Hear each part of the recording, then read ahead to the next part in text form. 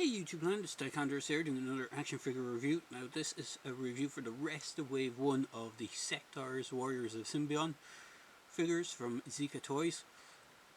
They've also done a line of adventure people which were initially going to be, I think it was Captain Action, but they must have not been able to get the rights for the Captain Action name, so they renamed it a Adventure Adventure People, I think is the name of the line. Unfortunately, I don't have any of those figures. I just collected the Sectaurs because I had them growing up. I had a couple of Sectaur figures growing up, none of which are the ones here. But just before I proceed, I just need to say that for a disclaimer that these reviews are intended for collectors over the age of 13. So the original Sectaurs line were made by a company called Coleco, which were also the same line that was, or the same company that was responsible for the Rambo Forces of Freedom. I think it was the subline, or the Rambo figures. So the original lines were actually bigger than these. They were actually in the 8-inch scale. So the last three figures in this wave 1 is Mantor, a Royal Guard, which is a heroic character, and Dargon. So just to show the packaging, you have image of the character on the left of the card art, or on the packaging. The figure is packed here. They don't actually have weapons in the packaging. They're actually in these little baggies that are kind of pushed into each corner, which is kind of cool. And then on the back of this is the rest of the card. If I just bring up the thing, you can see the blurb. Basically, the story is a genetic experiment fails and they take on insect-like. The population of the planet takes on insect-like appearances and traits. So that's where the kind of story comes from, and you have a good guys versus bad guys.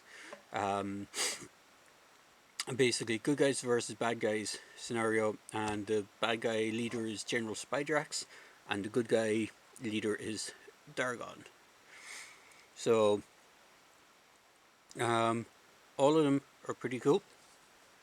They're interesting figures. The card art or the packaging for the others are all the same. So you got the Royal Guard one, which just shows the Royal Guard. Now I believe these guys are new. They weren't in the original line. At least I don't remember them being in the original line. Same with the Skull Warrior. I think they didn't seem to have generic kind of army builders in the original line. They had all the kind of main characters. And then you got Dargon, the heroic Sectaur of the Shining Realm. So, if I remember correctly, he was called Prince Dargon, hence why he was the leader of the line. So, all the figures come with additional hands. So, in the case of Mantor, all his hands are in black.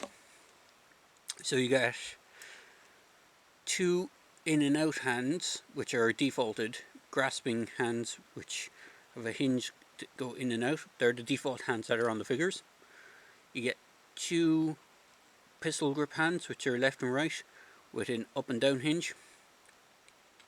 In fact, the hand, I've already swapped out the hand that's on the figure, so you can see it hinges up and hinges down. They all swivel.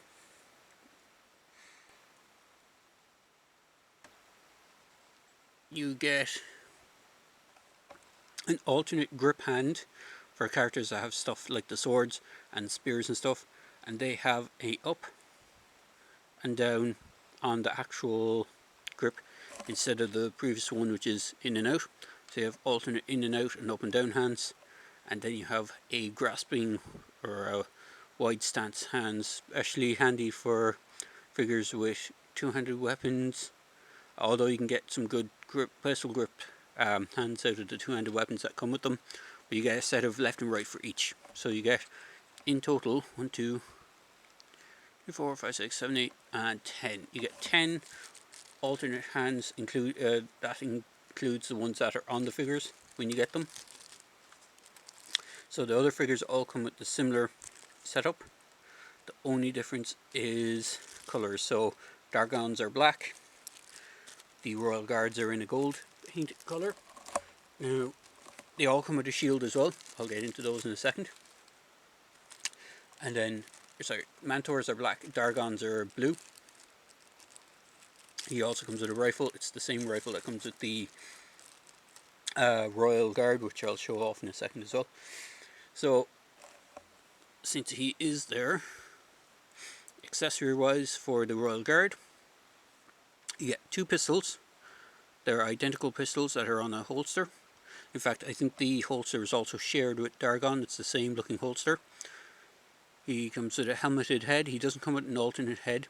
The only ones that seem to have come with alternate heads, as far as I can remember, are the 2 villain characters. So you have General Spydrax, that has a closed mouth head and kind of a sneering head, and the same with the Skull Trooper. He has a closed mouth head and a sneering head. You get this pistol or rifle, which has paint apps on the grip. It's a black handle to it, and it has a kind of nice organic look to it. And as I said, you can hold it nicely in 2 hands. All the figures share the same articulation points, so you have arms that can go up that much.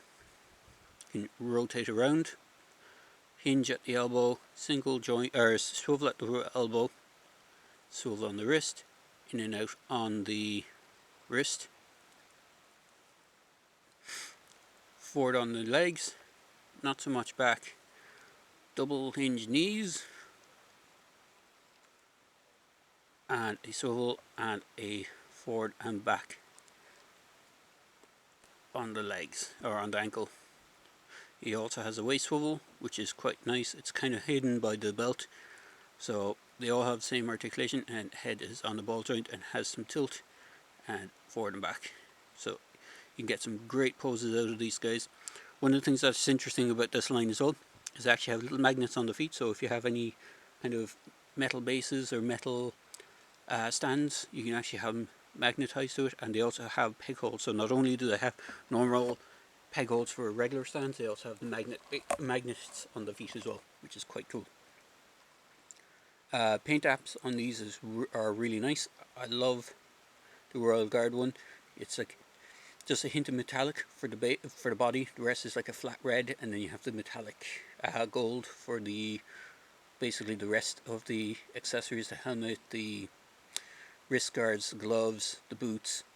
They do share some parts, so I will get into that in a little bit. I knocked over my light. So for Dargon, oh sorry, I forgot the rest of the accessories for the Royal Guard. Now Dargon and the Royal Guard have the same shield, and as far as I can tell, they also have the same swords. So if I just get Dargon here, you see he has the same sword as the Royal Guard, and he also comes with the same shield. I haven't taken the shield out, but the shields are interesting. You have a grip for the hand, but you also have this rubber strap that you have to plug in. I just flip this one around. You can see there's little pegs up here. Not sure if you can see that on the screen, but there's little pegs on the top, and you get a little strap that clips onto those, so you have to push those into place when you get them. And as I said, for Dargon, he has the up and down hand in place for the sword, so you can see the difference, how you can get some good poses out of that as well. So again, not too much in the way of part sharing, except for the arms and the upper legs. The waist, I think, is a different one. Some of them share the same bodies. For example, the Royal Guard and Mantor share the same body type, but they have different paint apps, obviously. I don't think, do they share the same boots? They share the same boot upper leg, but they have different lower legs, and they have different wrist guards. The wrist guards on the Royal Guard are similar to that of Dargon, but they're different again. So they do change up the figures across the board. In fact, if I bring in the other heroic character in the line, which is Zac, they actually share his his parts. He actually has the same.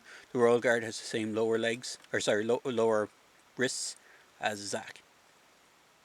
So Dargarn has a unique sculpted chest because he has the necklace on it. He's the only one that has that. But he has the same two pistols, same amount of hands, same rifle, same sword, and same shield, which is grand because they're all supposed to be from the same faction. So it would make sense that they all have the same equipment. The only ones that have a different equipment loadout is Mantor and Zac. In the review for Zac, he actually has a different style shield, and he has this rifle, but he still has similar paint scheme to the rest of them. And then Mantor has a unique shield as well. He actually comes with a crossbow accessory. He comes with a different pistol to the others. It's actually a slightly bigger, chunkier pistol, and he has a different web gear as well. He also has this piece that connects into here to represent the bolts. Now they're not full bolts; they're just a resemblance of what the bolts are. And then he has another piece here on his back for attaching, I think it's the shield, I'm not too sure. I don't think the crossbow attaches onto it. It has a little kind of clip in it, but I haven't been able to figure out which accessory goes on it. I have seen pictures online of the original figure and it looks like the shield is meant to go there, but I haven't managed to find a good way of clipping that in. Now, out of all the figures, Mantor is the only one I have a few issues with. And it's not more actual quality control or anything like that, it's just longevity issues. His joints are done with white plastic, which is grand, but from what I can see, his lower arms, now I'm not sure if this was a design issue or just the way they chose to do it, and I'm not sure if you can see that on camera, but his lower arms are actually, if you look inside the hand when you take the wrist, or when you take the peg for the hand out, look inside it, it's actually skin tone plastic, similar to that of the face. So I'm just wondering if over time, if the paint chips off these parts, that you'll end up with skin tone kind of parts. I'm surprised they didn't use the black plastic that they used on some of the other figures and just paint the white part. It would have made more sense. But there you go. But overall, a really cool line. As I said, they all have similar construction. You all have all the same kind of joints. And then just for size comparison, or for scale wise, I'll bring in, here's they're 4 inches each, tall each. Let's just knock it over everyone.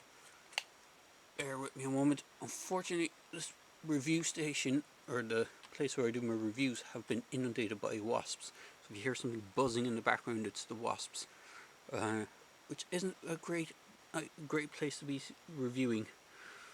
So for alternate sizes, here is a basic 25th anniversary G.I. Joe, one of the Warriors of the Animal Kingdom figures, Batman from the new Spin Masters line. Let's see who else I have. One of the Predators from the Zica Toys collection,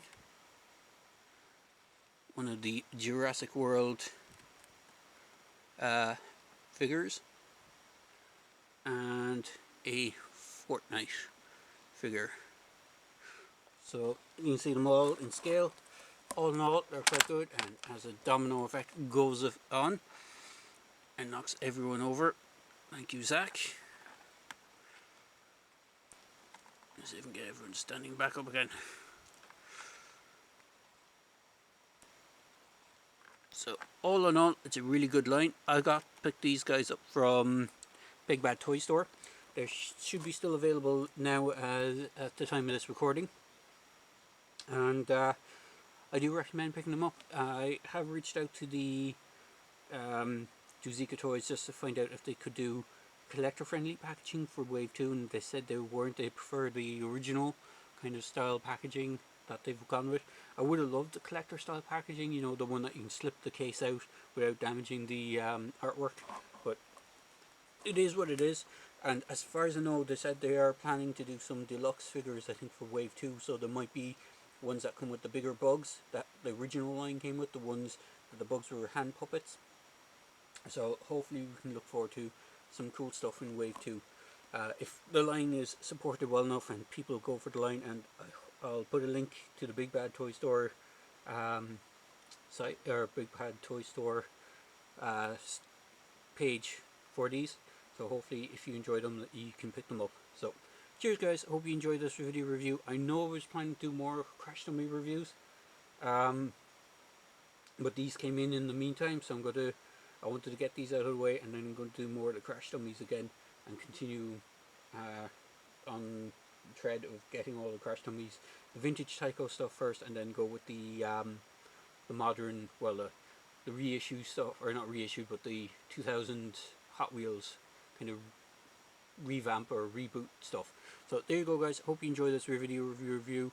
And as I say in my videos, please feel free to like, comment, and subscribe to my channel. Cheers, guys.